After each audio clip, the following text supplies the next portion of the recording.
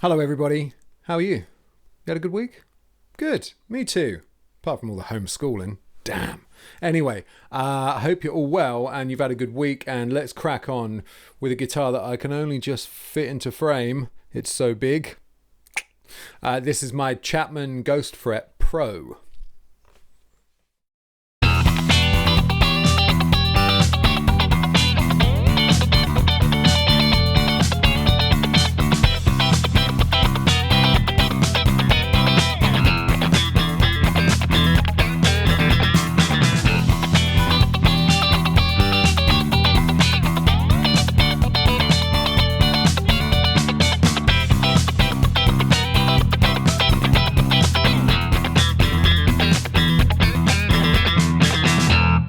Okay, we're going to jump straight into the specs of this guitar. It's got a mahogany body, a flame maple top. The colour is iris and it looks beautiful.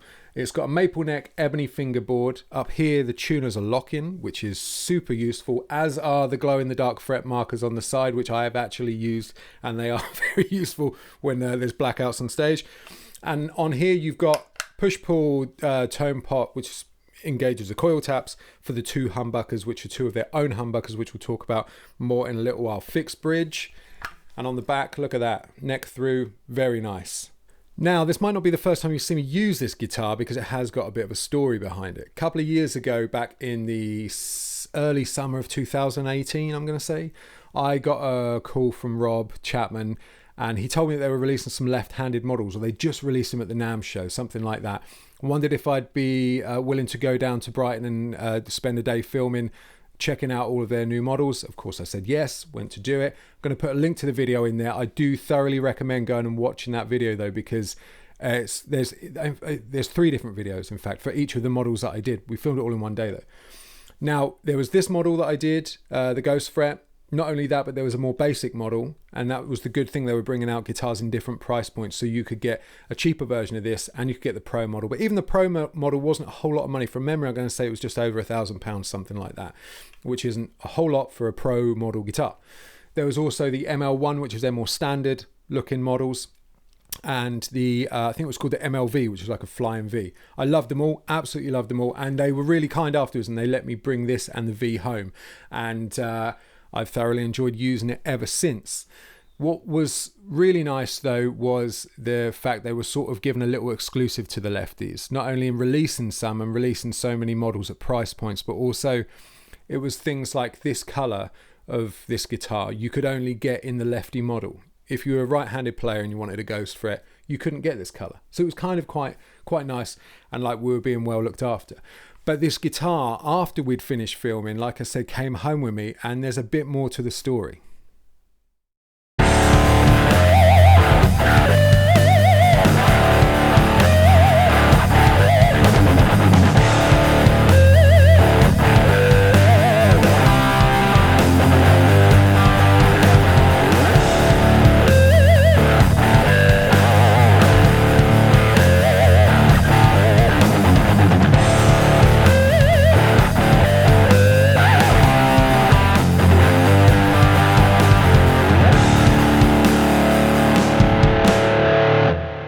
After I did the filming with Chapman, I got a call about doing a show in London over the summer of 2018 called Knights of the Rose, which was a sort of one of these jukebox musicals. It was all classic rock tunes, so it was right up my street.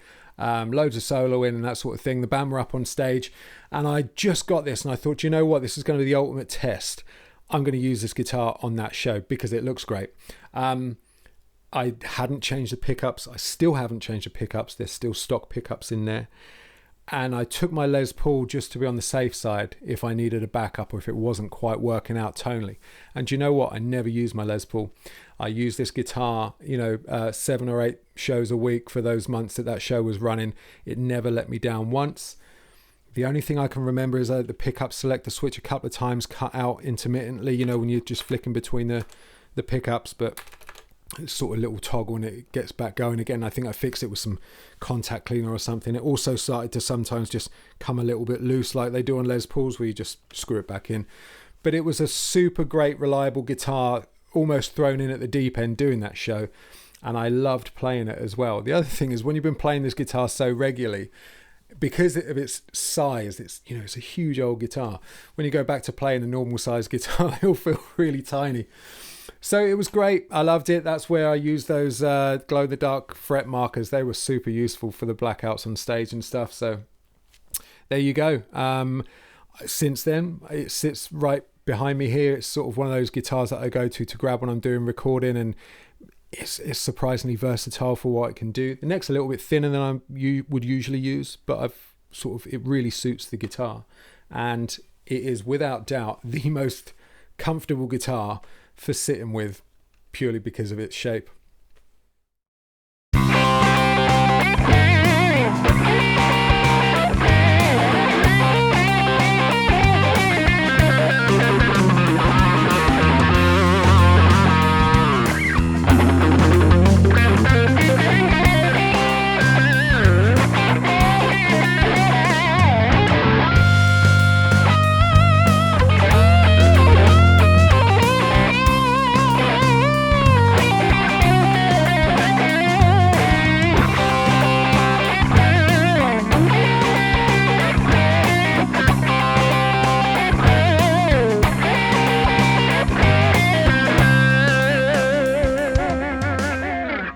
Now, in the lead up to filming this video, I had a quick look online just to double check some of the specs and prices and stuff like that.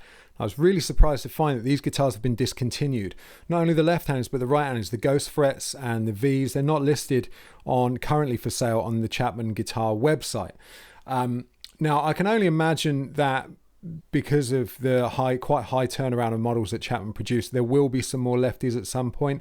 I'd be very surprised if there isn't, because like I said, there was this period of time a couple of years ago where they bought all of these lefties out and they really looked after us, so I have to wait and see on that one. Now to finish, a couple of things. Firstly, our little lefty rant, and this video is about signature models. Okay, we're going to talk how frustrating it is to be a left-handed guitarist wanting a signature model of one of your heroes, and sometimes you can't do it, and the weird and wonderful things that come with signature models and left-handedness.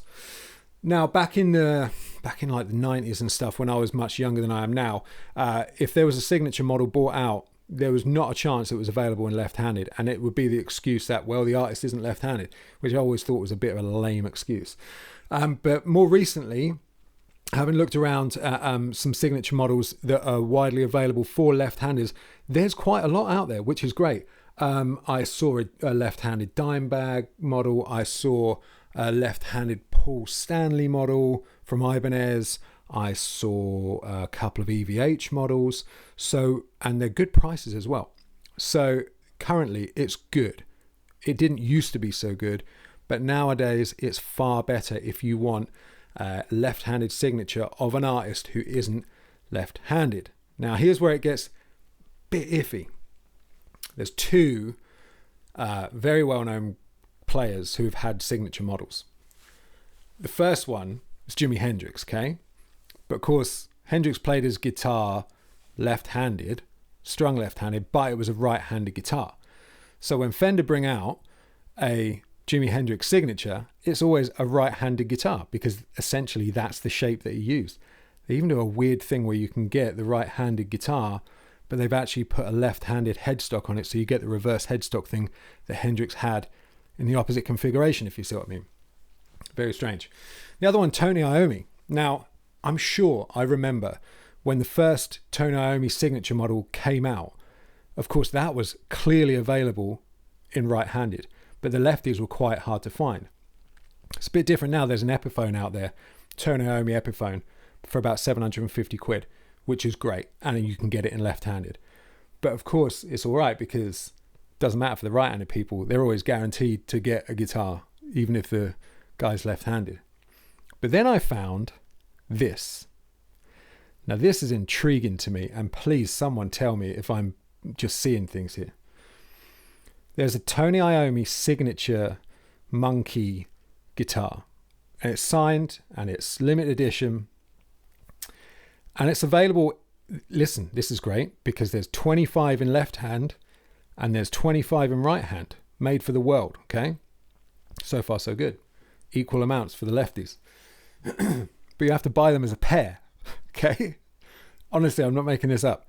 You have to buy it for £34,000, no less.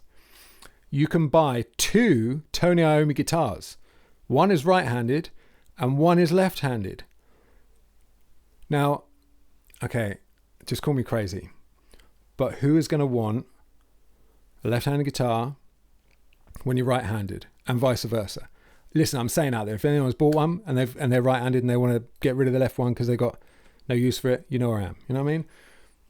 Gibson, I love you, but what on earth is going on with this? I've no idea. Anyway, that's the lefty rant of the week, signature models. What's that all about? And to finish, a couple of questions that I've been asked since these videos have been going. What picks do I use? Always Dunlop yellow Tortex since I was a teenager. And what strings do I use? Mainly the last few years, predominantly Elixir, just because of the way they last. They last really, really well. And not only for when you're playing a lot on that guitar, but I mean, here's an example. The strings on this guitar have been on here for about 18 months and they sound great. It's especially good for when you put guitars down, you don't play them for quite a while, you pick them back up, the strings aren't rusty, which can happen with some other string companies. So, but there's nothing against other string companies. I love them all. Anyway, I've rambled on for far too long. Hope you've enjoyed today, and I will see you on the next one.